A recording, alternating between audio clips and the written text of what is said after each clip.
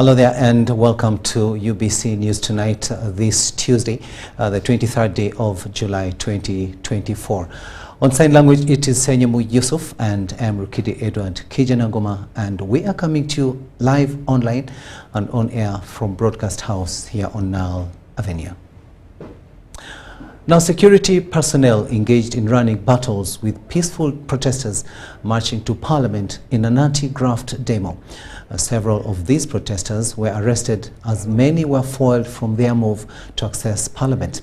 Take a watch.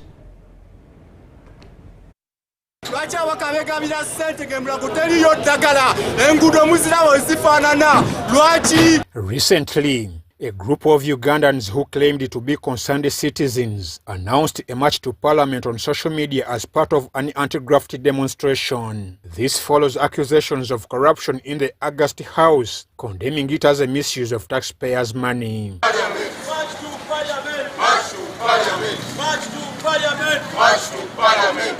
At 5 a.m. on the designated day, we headed to Chibuye expecting to encounter roadblocks and observe the deployment, but found none. By 6 a.m., we reached various road routes and points leading to Parliament and its vicinity. Here, barricades were erected to prevent civilians from accessing Parliament. Heavy security deployment guarded the area, and individuals were required to present their identification cards throughout the day.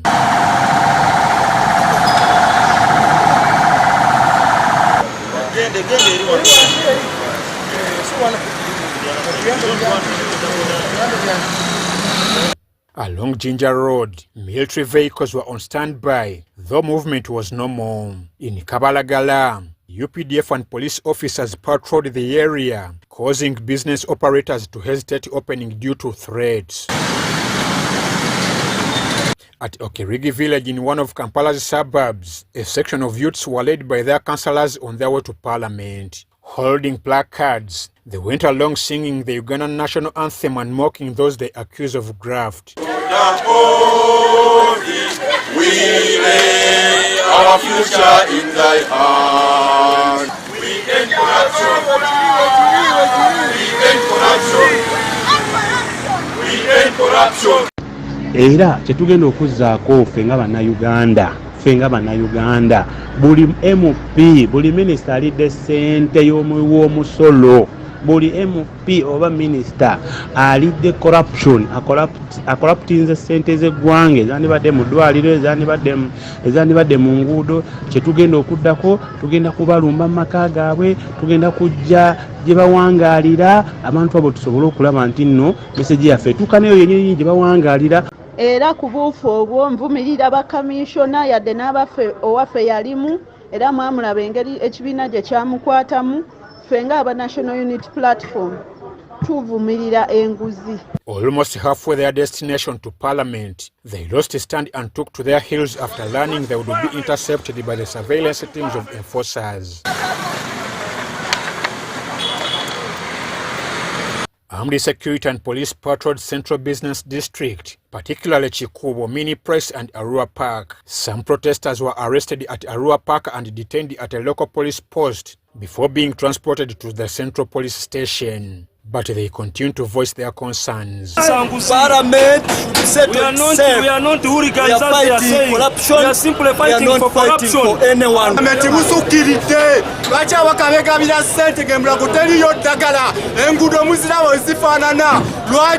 All road links and routes had heavy detailed security alertness. I'm Ivan Juko and Mike Bakabulindi for UBC.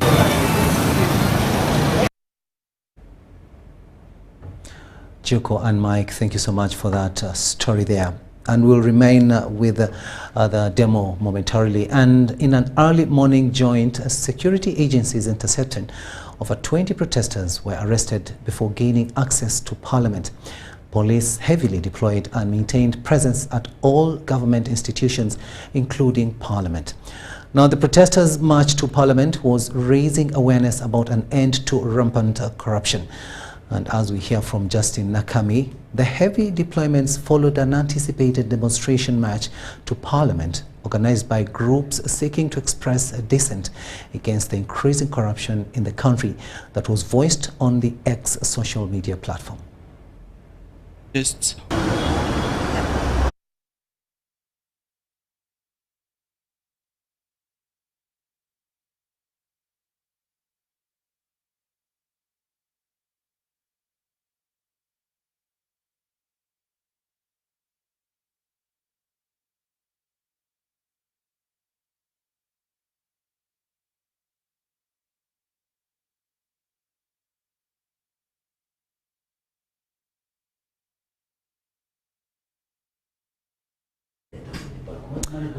We do apologize for that mix-up of the stories there, but we are still working on the story. We will give it to you when it is ready. But let's go to downtown, where scores have been arrested in the capital, Kampala, following a group of youth who wanted to storm Parliament, protesting the alleged rampant corruption. Now, with the heavy deployment in town, businesses were partly affected, with the transport sector feeling the pinch. Saddam Mubale reports. Those have been arrested following the planned march, where protesters attempted to reach Parliament. There was heavy deployment of military and police at key government entities in the capital Kampala, with all access points to Parliament blocked to vehicles and pedestrians. A handful of people were also arrested. This is what political accountability. This is what it's okay. I'm complying. I'm not violent. I'm not violent. I can never be violent. It's okay. I'm peaceful. That's how peaceful we are. The organizers of the protests had 7 demands, among which a prosecution of all parliamentarians implicated in corruption scandals and the resignation of the Speaker of Parliament. In his State of the National address recently, President Museveni warned of severe consequences to those intending to destabilize the country. When you hear people talking of demonstrations, what? When you demonstrate in a place like Kampala, people are sitting on the roadside. They are sitting on the roadside. When I pass by there, they have got their chairs on the roadside. Are you going to step in people's products or trample their chairs, their furniture? You are playing. Do not have such ideas in your head. The business community downtown operated as usual, but with minimal customers. Ngirigenda bamu police eri kuyita abantu bali mukola business zaabwe wadde nti abantu bali mu kibuga bangi kyensuubira nti ba customer oba abantu fe abamaduuka twaguddewo naye abantu abandi badde bagula ebintu ndowooza bali waka batidde okujja mu kibuga. In the transport sector, those operating interstate buses were forced to postpone with uncertainty of what could have happened. But with the current situation, it has been a blow to our, so people are not traveling, people are fearing to travel because of their lives. So we plead to the government to sit down and negotiate with the citizens to see how they can run the country smoothly without any riot. With social media being the major platform of mobilization for the protests, the youth are taking center stage in the demand for accountability. Saddam Mubale, UBC News, Kampala.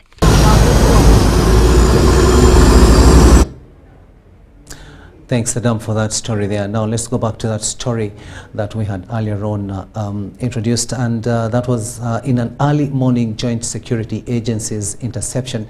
Over 20 protesters were arrested before gaining access to Parliament. Police heavily deployed and maintained presence at all government institutions, including Parliament. Now, the protesters' march to Parliament was raising awareness about an end to rampant corruption. And as we hear from Justin Nakami, the heavy deployments followed an anticipated demonstration march to Parliament organized by groups seeking to express dissent against the increasing corruption in the country that was voiced on the X social media platform. Take a watch. It is not business as usual. Joint security agencies, among others the police, JAT, and all intelligence units couldn't take any chances deploying at Parliament premises and all government institutions ahead of the March to Parliament protests. All routes leading to these places have limited access, with identification required for access. Barricades, road blocks, as such. Everyone operating within the vicinity of the August House must identify themselves before proceeding. But the demonstrators were not in the vicinity. So security agencies perhaps hope for a peaceful day as demonstrators seem to shun security deployments. By surprise, it was a turn of events. Cometh the hour, cometh the man. Scores of protesters surfaced, some in groups, others in isolation, but with the same agenda: end corruption in the August House. Security swung to action, arresting scores of protesters before getting to Parliament. We are tired of corruption and it has to resign. The Chief Whip to Parliament, John Baptist Nambeshe, told UBC his opinion on the heavy deployment in town following a peaceful protest, which is a constitutional right. Come out as one of the leadership of the political iron opposition to denounce and condemn in the strongest terms possible the action of the powers that be, to have deployed heavily, blocking the constitutional right of the Generation Z and the millennials that had mooted this good idea of demonstrating against the wanton corruption that this country is wallowing in. Others are against such protests by the youth, saying that they cause destruction of properties and lives. Whatever demonstration at the target that they came for, go into people's businesses, steal and dismantle, like what happened. They are trying to copy Kenya. At least we are far from Kenya as regards the security and the peace we are really enjoying. The protesters' demands seem clear: the resignation of Speaker of Parliament, Anita Among, and the 4 backbench commissioners, and a reduction on the number of Ugandan MPs, an audit into the lifestyle of MPs, and slashing salaries and allowances of MPs to 3 million Ugandan shillings. Arrests of these protesters have been ongoing throughout the country. Justin Nakami in Kampala.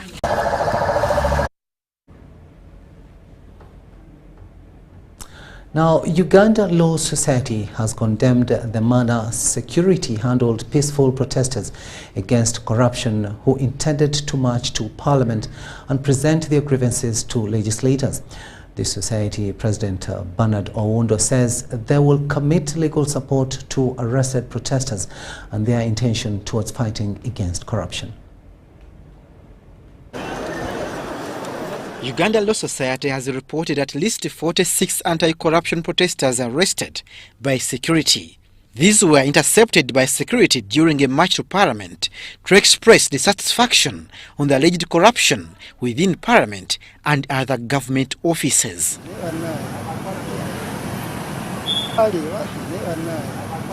The society condemns the manner in which security handled peaceful protesters, which they say undermines constitutionalism.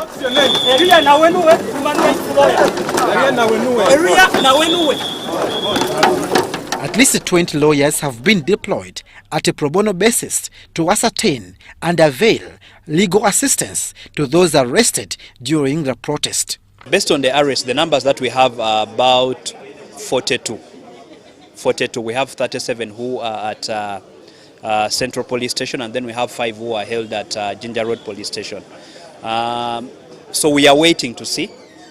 We've been told that they're going to be charged in court, and we have different legal teams to be able to request for bail as and when they are brought to court. The Law Society distances itself from organizing the protest, however, commits their full support as the action is deemed collective responsibility and the natural right for freedom of assembly. These young people who have been arrested, about 45 today, are speaking for many. As Uganda Law Society, we have come out and spoken about corruption. Corruption will take all of us.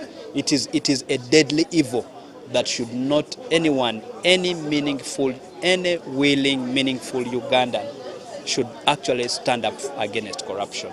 And we're also responding to the president's call. The president of this great nation has mentioned that all of us should stand up and fight against corruption. So, and all people who are against corruption were welcome to join the protests. I want to imagine that people of different political groups joined, including NUP people, including NRM people maybe, joined the protest, especially all those who are against corruption. And we are here as activists because we think that these people were in a peaceful protest, which is allowed in the Constitution. No law has been broken, no riot. So we are here to try to fight for their rights. By end of day, police had not released the full report for the day's operations across the country concerning the March to Parliament protest to ascertain the correct figure of those arrested and damages caused. Abdul Nasir Rwama and Rogers Komagum for UBC.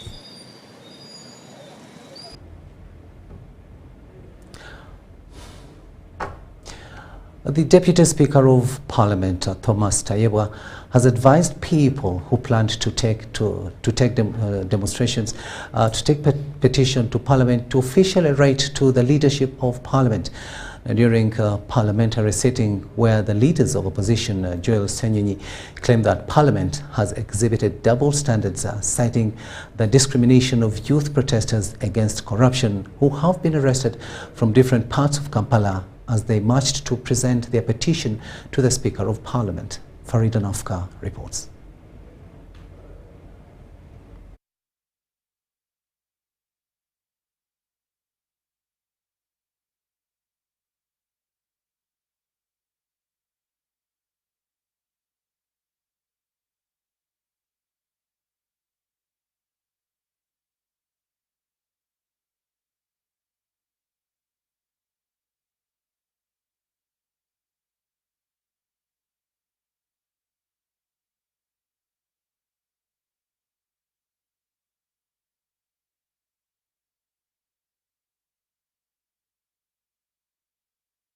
Let's move on. State Minister for ICT, Godfrey Kabyanga, has commended security agencies for handling the walk to Parliament in a peaceful manner. Although roads leading to Parliament were all blocked by security agencies, leaving businesses disrupted, Kabyanga says it's better than businesses getting destroyed.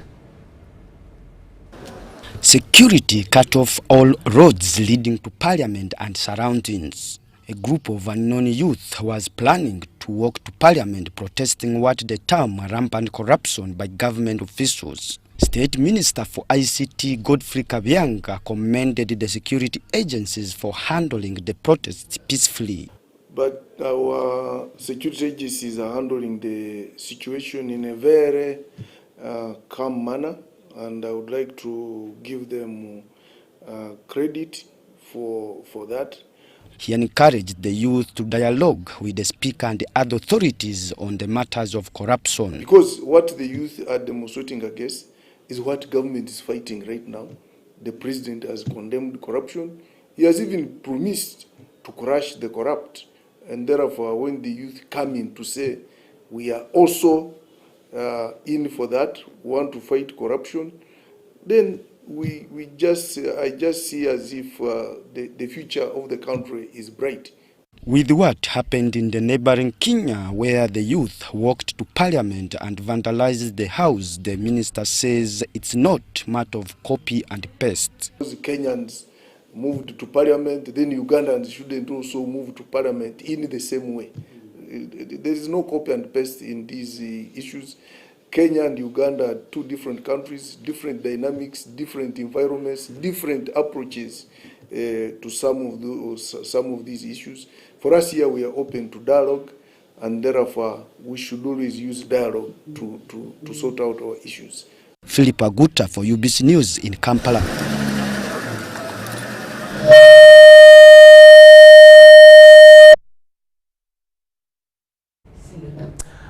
Now, the Deputy Speaker of Parliament, Thomas Tayebwa, has advised people who plan to take demonstrations to Parliament to officially write to the leadership of Parliament during a parliamentary sitting where the leaders of opposition, Joel Senyonyi, claim that Parliament has exhibited double standards, citing the discrimination of youth protesters against corruption who have been arrested from different parts of Kampala as they marched to present their petition to the Speaker of Parliament.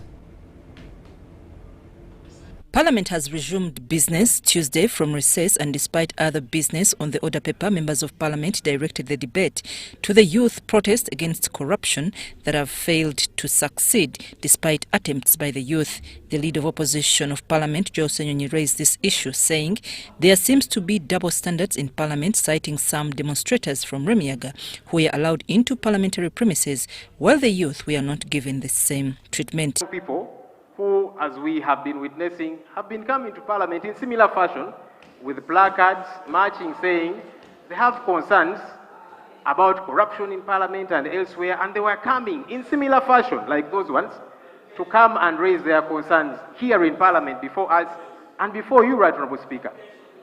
Many of them have been bundled up, they have been beaten up, many are in jail. And so I thought, the same way, Right Honourable Speaker, you received those who were protesting, apparently, against one of our honourable colleagues, you would receive them in similar manner, because the Deputy Speaker of Parliament, Thomas Taibwa, said for the protesters from Remiaga he received communication from the Speaker, Anita Mong, to receive them, but Parliament has not received any formal communication from the youth. Not move from my chair to move around to start looking for people, to soliciting for petitions from the public. When we are a formal institution that has formal structures, I request, if there is anyone, the address of Parliament is known. If there is anyone who wants to bring a petition to Parliament, let them write to the leadership of Parliament. We shall guide them on how to bring the petition. The Prime Minister, Robin Anabanja, said government is charged with the responsibility to protect the people and their property. Member of Parliament Buhweju County, Francis Mwejuche, wondered why the excessive deployment, asking whether the police is overwhelmed, while Mwanga Chivumbi requested Parliament to create space for the youth to air out their voices. We need government to brief us on what is happening in the country so that we know, because as I talk now, the members are all over, people are running away, we are surrounded, so we want to know. I appeal to you, Right Honourable Speaker, is that this, what is going on, and Parliament sits in these extraordinary circumstances, surrounded by forces that ordinarily go to war. Therefore, it requires this House to find space and adequate time, whether it's at school, for us to come here and debate the concerns of those people boldly. Member of Parliament, Erute County South, Odur Jonathan, also expressed concern why the youth had been denied access to enter Parliament, saying if they failed to allow them, they will resort to go to the homes of the corrupt. Muhammadin Sereko, MP Kampala Central, supported MP Odur, saying that if the issue of access to opportunities is not addressed, the country will have repeated crimes and a breed of protests. Please try to provide an answer. We don't want Ugandans to come. They are already saying if they cannot access us here in this Parliament, they will go to our homes. I cannot take that for granted. Me, I don't have a police officer. I don't have security. Many of you have security, combat what I don't have. There is a cycle of election. If someone is discontented today, my best advice to our young colleagues, 16 months are not far away. If your member of Parliament has not performed, pick the nomination forms and contest against them and come and do better here. Meanwhile, as the debate intensified, MP Aringa South County, Alioni Yoke, brought the issue of members of Parliament running away from supporting the issue of corruption to be debated on floor of Parliament, citing their exercise of collecting signatures to impeach 4 parliamentary commissioners. Are all blocking us from that. What is this Parliament all about? Where are you taking this country? Today, this country is under panic. Today, they have deployed the army massively because of issues of corruption in this country. Why don't you let Ugandans free from corruption? Taibwa said they are all accused of corruption but with no evidence. He however said the chairman committee on legal and that of budget will give an explanation on the issue of the Commissioner's Service Awards. Busia Municipality MP Macho Joffre said it is high time these issues of corruption are debated. If you call me corrupt when I'm not corrupt, It's not, no, I don't need to, because you've not tabled evidence of me being corrupt. So I will request you table, okay? Each one of us has been accused of corruption here. Each one of us.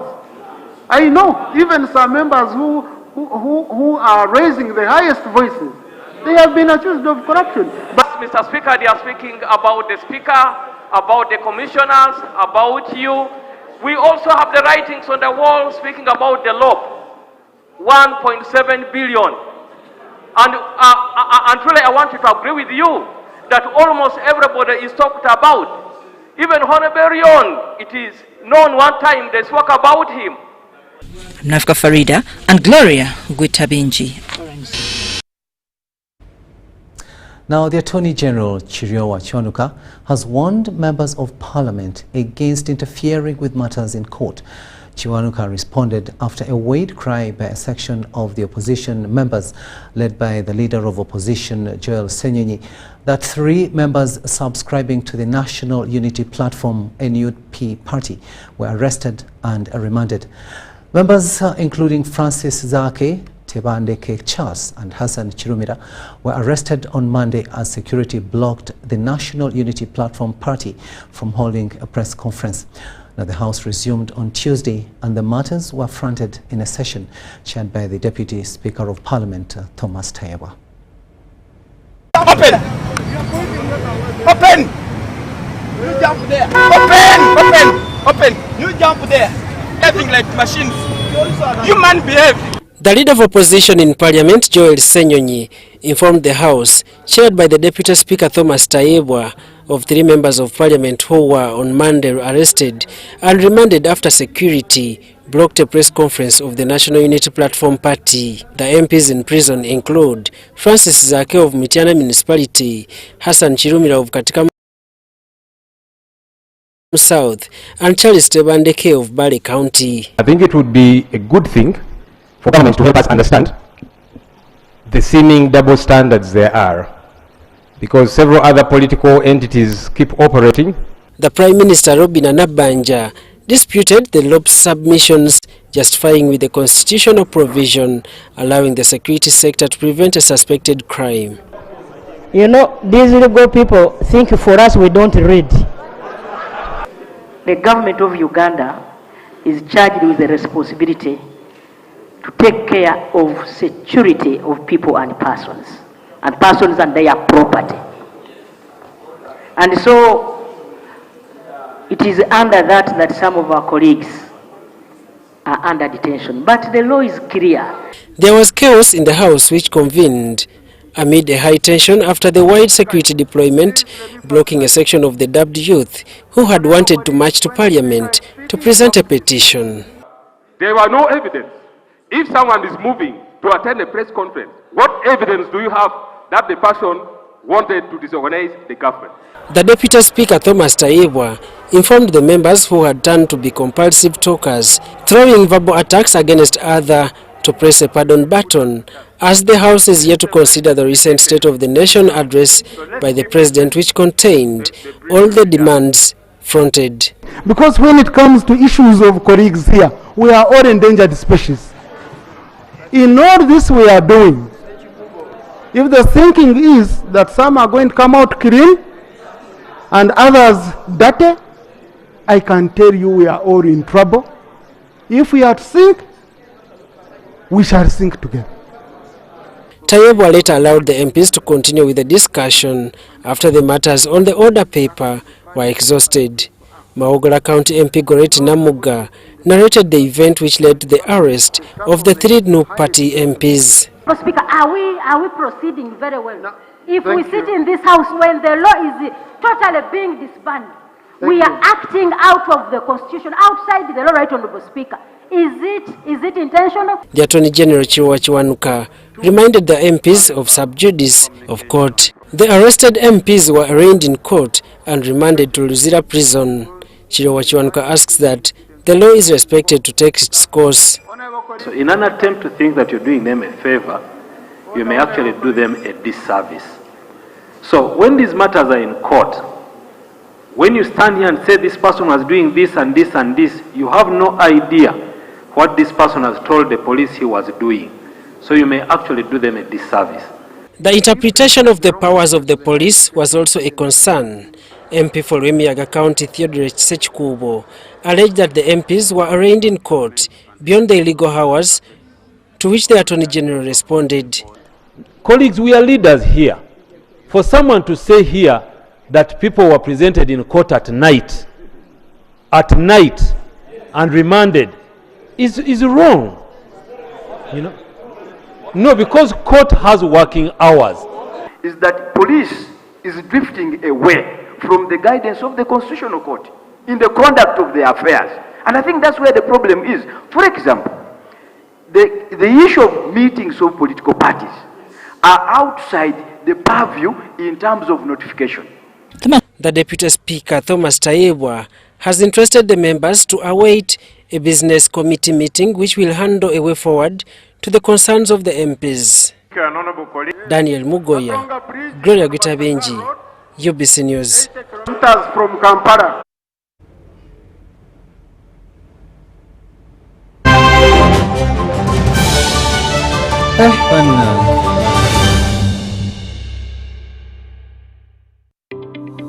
The Uganda National Oil Company UNOC is wholly owned by the government of Uganda and was established to safeguard and promote Uganda's commercial interests in the petroleum sector. UNOC has two subsidiaries, the Uganda Refinery Holding Company URHC, which will hold a 40% stake in the 60,000 barrel per day refinery and manage the development of Kabalega Industrial Park, and the National Pipeline Company Limited NPC, in charge of pipelines, storage, and downstream business ventures. This subsidiary holds 15% interest in the East African Crude Oil Pipeline, ECOP. ECOP is a 1,445-kilometer long pipeline that will transport crude oil through 10 districts in Uganda to the port of Tanga in Tanzania. UNOC is also actively engaged in crude oil exploration, development, and production activities, and its participation role includes a 15% stake in the Tilenga, Nwoya, and Bulisa, and Kingfisher development projects, Chikure. UNOC also holds the exploration license for Kasuruban Block in Hoima, Bulisa, and Masindi. UNOC currently owns and manages the Ginger Storage Terminal and will build a 320 million litre capacity terminal in MPG called the Kampala Storage Terminal. At UNOC, we're harnessing the potential of Uganda's petroleum resources, forging a sustainable future and preserving the natural beauty of Uganda. UNOC, your partner in Uganda's oil and gas industry.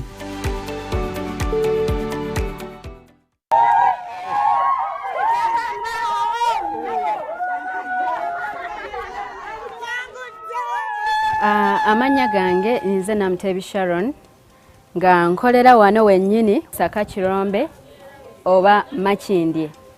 Empangula gye nawanguddemu ssente mbadde nga nkozesa mobile money nga nsindika school fees w'omwana ku ssomero. Okutegeera nti mpangudde, nze mutima neegambye nti kambalinde bamale okujja ndyoke nzikirize nti mpangudde. Kyenyinza okubagamba nti si byabafere, weewaawo abafere gye bali, naye ennamba eri emu yokka era bw'eba ekukubidde omanya eyo si yabafere. Mpulira bulungi nnyo nnyo nnyo era ndi musanyufu nnyo. Naye MTN mobile money mbebaza nnyo mwebale nnyo mwebalire. Together we're unstoppable. Once upon a time, there lived identical twins who gave birth to beautiful princes and princesses. Their mothers gave their babies' bodies a lot of care by applying on their skin with baby Junior jelly.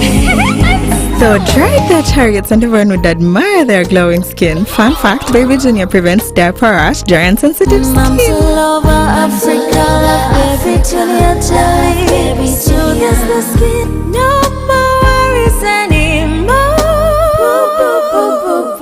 Baby Junior.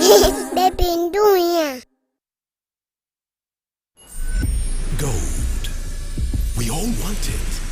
That soft yellow glow of a subdued sun in your hands. That precious polish of elegance. To hold it is one thing, but to taste it is everything else. Relish the satisfying taste of a beer, unmatched in quality, unmatched in consistency, And with 23 Global Gold Awards, a beer unmatched in gold.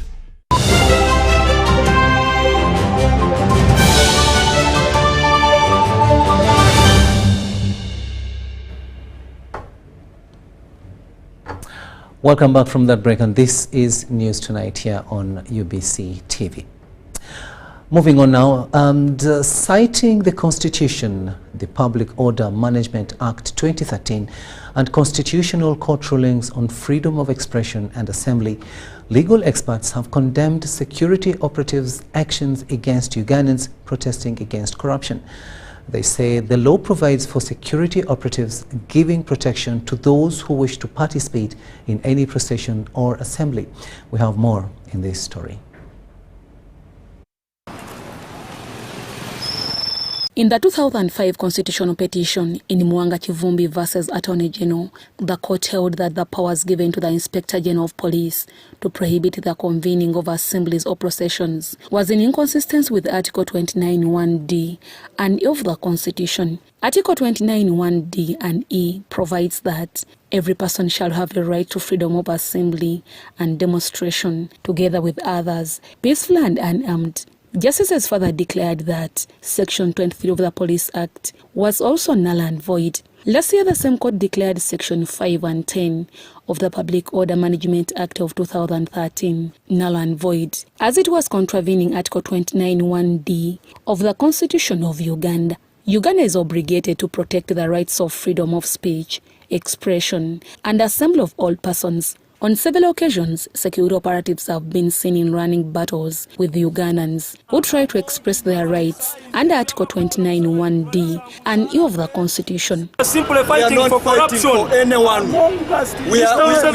Today in the procession to Parliament, security operatives mounted barricades prohibiting anyone who tried to access Parliament. Court has been very consistent on this, and what government is doing, what police is doing, is breaking the law to the latter. It is just being arrogant.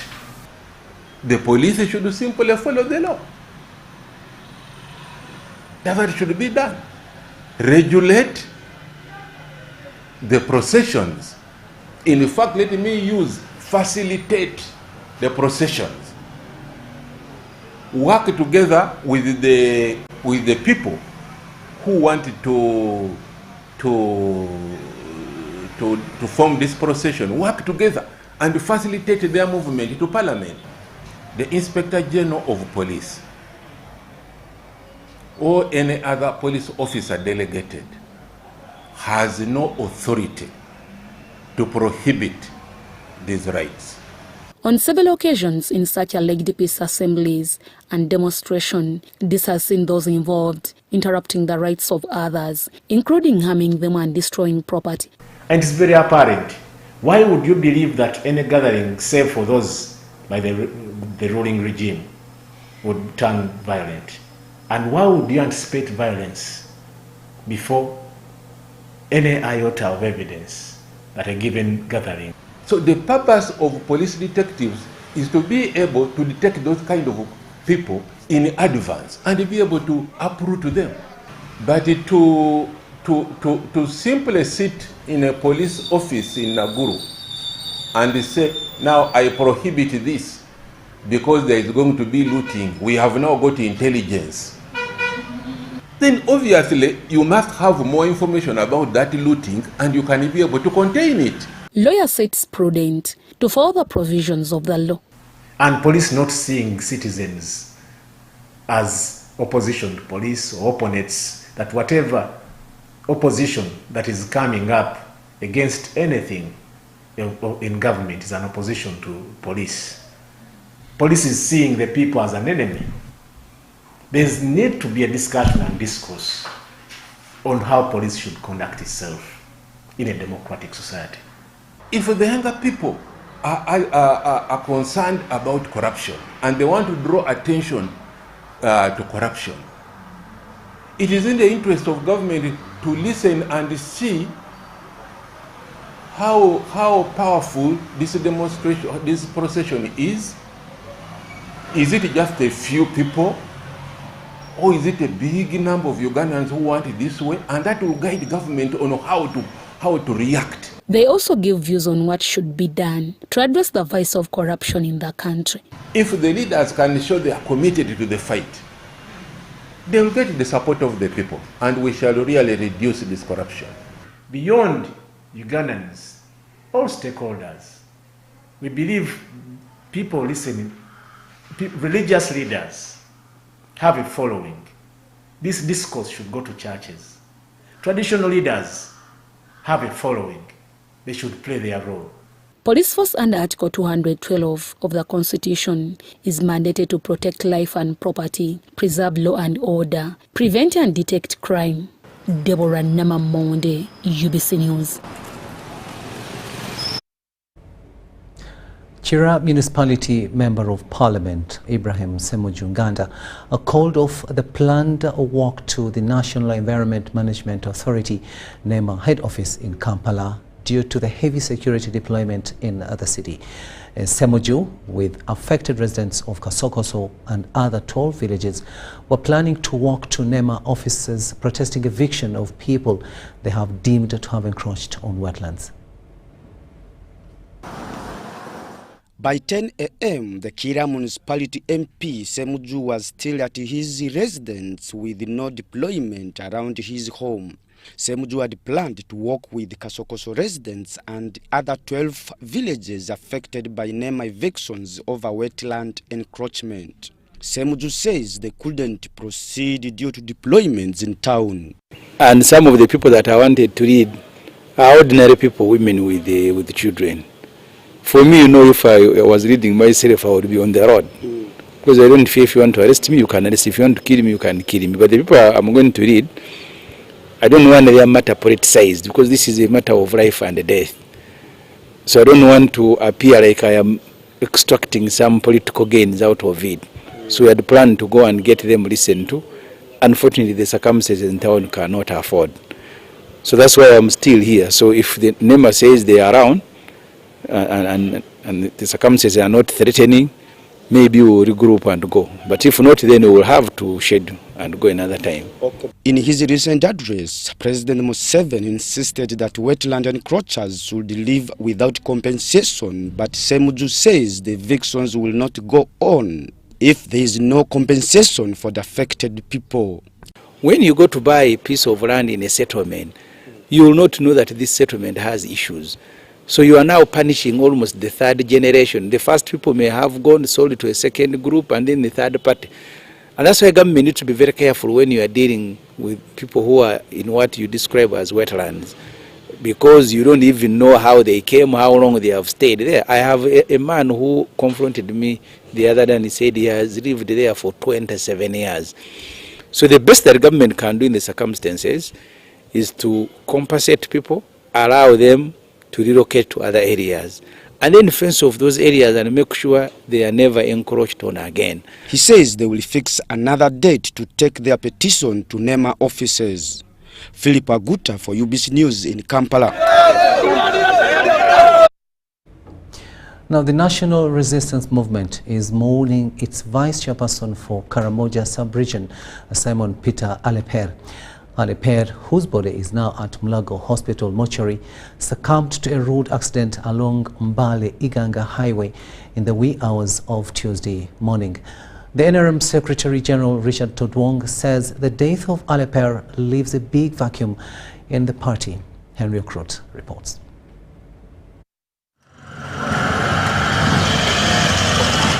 This motorcade is carrying leaders of the NRM Central Executive Committee alongside members of the Karamoja Parliamentary Group. They are here at Mulago Hospital mortuary to receive the body of their colleague Simon Peter Aleper.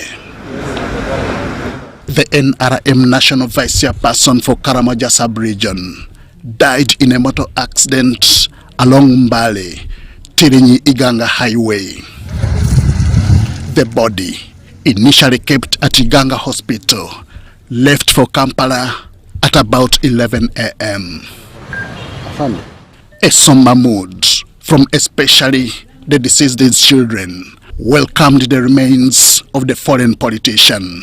We are still waiting for a detailed police report, but what we've been told is that he got an accident and he was knocked on the road by a truck. So we are still waiting for a detailed report about that. It was very early in the morning, about 3 a.m. in the morning. He was rushing to come and take a COVID test because it's a requirement in SEC that before you go for a SEC meeting, you have to do a COVID test. So he was rushing to come to do COVID test very early in the morning in order to catch up with the meeting which was supposed to take place. Really, it's absurd to see that we have lost a pillar in the party.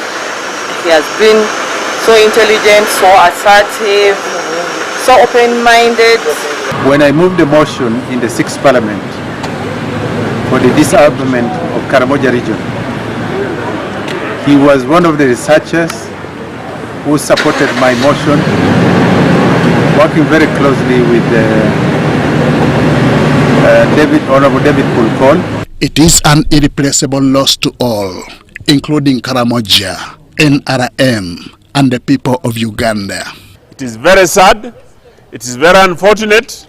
We condole with members of the family, especially the widow and the children, the people of Karamoja, the national chairman, and the entire fraternity of the NRM, and all the people of Uganda. Very unfortunate. A very vibrant young man, a very scholarly person, who actually articulates issues of Karamoja every time SEC is convinced. Very unfortunate. Road accident on our Eastern Road. A select committee of the Central Executive Committee has been established to oversee burial arrangements. The body will come to the Secretariat here and we shall have a vigil overnight. Of course, we will first go home for the vigil, then to come to Parliament. If it is cleared, then we bring for sure we shall have the vigil here at the Secretariat, and thereafter the body will move to Moroto, where the council, Moroto Council, District Council, will have their vigil, and after that we shall take the body to his final home. We are yet to confirm the full program. As a party, we are mourning and we feel saddened about this loss. So we shall communicate to the public the arrangements which would come after this. But we are just here to receive the body, and we have already received, and we have handed it over to the hospital for further management. James Alepe represented Moroto municipality in the 9th Parliament and reclaimed his NRM National Vice Chairperson slot for Karamoja in 2020. Henry Okrut, UBC. Meanwhile, mourners and political leaders from Karamoja sub-region have converged at the residence of the fallen former Member of Parliament, Aleper, to condole with relatives following his death in a fatal motor accident. It's a sober mood across Karamoja sub-region after the death of Simon Peter Alpel, who has been a member of the Central Executive Committee of the ruling NRM. According to the statement from Busoga East Regional Police, the accident occurred at around 1 a.m. Alpel, who was driving a Toyota V8, registration number UAP 787Q, was coming from Mbale before his vehicle rammed in unknown truck which was coming from Iganga. Alpel vehicle lost control and turned off the road. Peter Opolot, who was Alpel's driver, narrates the last moments. Just briefly, shortly around 8:30, that's when they arrived with the other person driving in. So me, I knew the next program of journey was today, which is Tuesday. But then, where the changes came is when I think they had their program of SEC meetings, which was today at 2. That's what I hear. I don't know much about that. So it gives me a program of taking the other car for mechanical repair in Kampala. That's how I remained behind. So I slept off. As mourners gathered at his home in Loptuk, Sel, Katongol Town Council, Napaka District, the somber mood hovers around with the natives held in grief.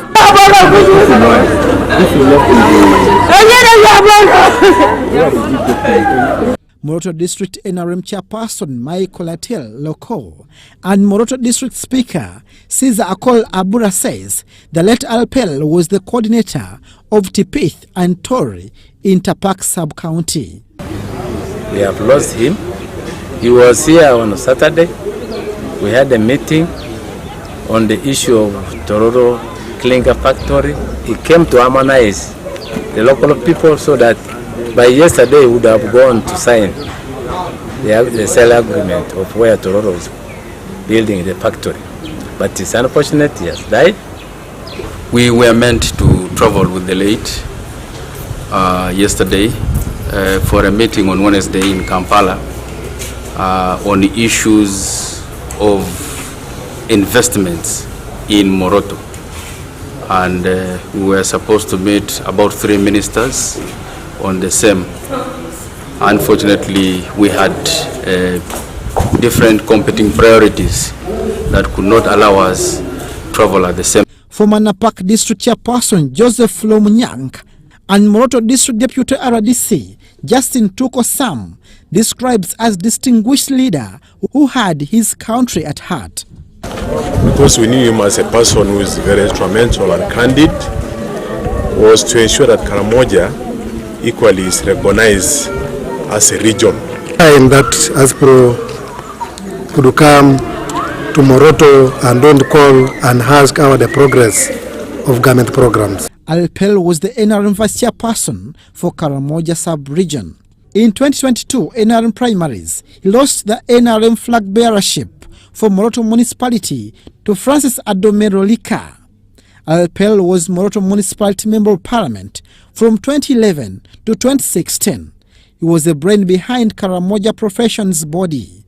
Abdunasel Lowama and Moriniga. We'll now take yet another short break, but return with business news.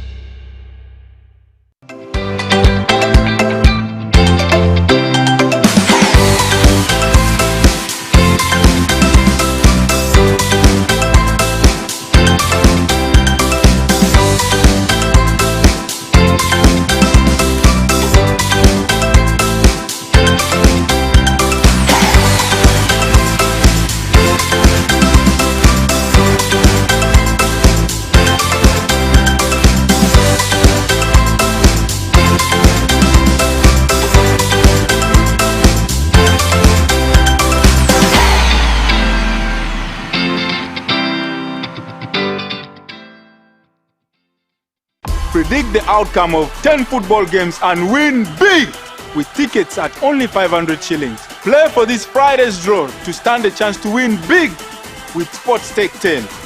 Buy your tickets at authorized shops on nationallottery.go.ug to download the app or simply dial *278#. Ugandan National Lottery. Dream, play, win. Participants must be 18 years or older. Play responsibly. The Uganda National Lottery is operated by Ituba Uganda and regulated by the National Lotteries and Gaming Regulatory Board.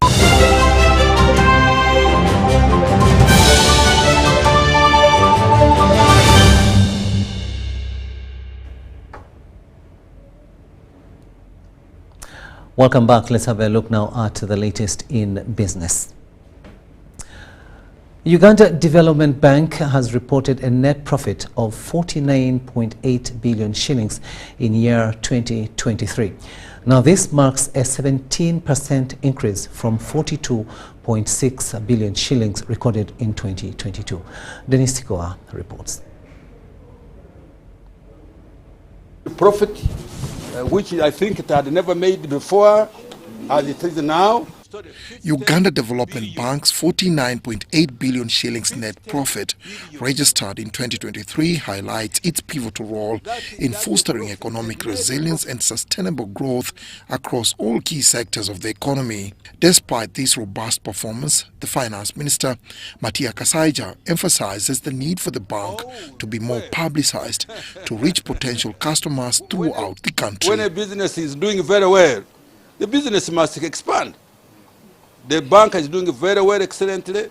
So we want that everybody in Uganda knows this bank, particularly those who are serious business people.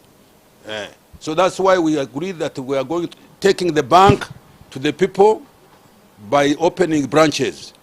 The Managing Director, UDB, Patricia Ojangole, attributes the good performance to sustained growth in the bank's balance sheet and prudent investment strategies. At that point in time, we're performing well, better than the previous year. And I think the key reasons is growth in the business.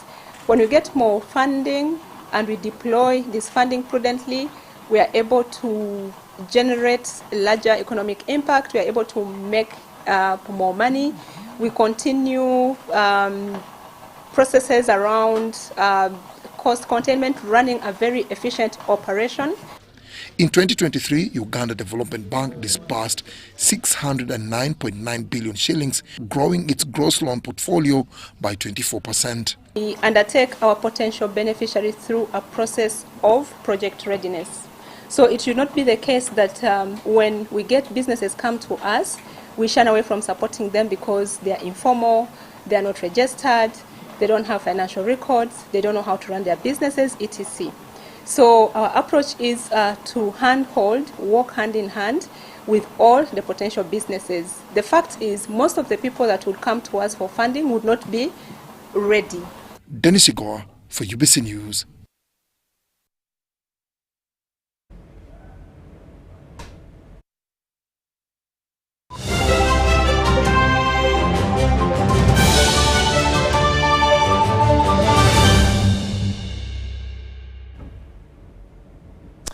Sports news now, and for the first time, the Nation Super 8 tournament will feature a select Cranes side. Now, these players are already in camp ahead of the tournament. The National Select Cranes team had their first training session at Mobs Grounds ahead of the FUFA Super 8 tournament. Under Sam Simbo as head coach, Cranes will compete against giant clubs in the land for the precursor of the Uganda Premier League. Crane Select is composed of mainly local-based players and free agents that are out of the 7 participating clubs. Some foreign-based players have also been included in the select squad competing against reigning champions Sports Club Villa, Bull FC, Viper Sports Club, Kitara FC, KCC FC, Maroons and NEC FC. Uganda Cranes technical team keeps an eye on impressing players to break into the senior team for the 2025 AFCON qualifiers that start in September. The players already in the setup of the Uganda Cranes will use the chance to cement their positions by keeping high levels of physical and mental strength ahead of the campaign, while the clubs will use the tournament to fine-tune their squads for the new season. 3 venues have been selected, including Mandela National Stadium, Nambole, St. Mary's Chitende, and Philip Omondi Stadium in Lugogo.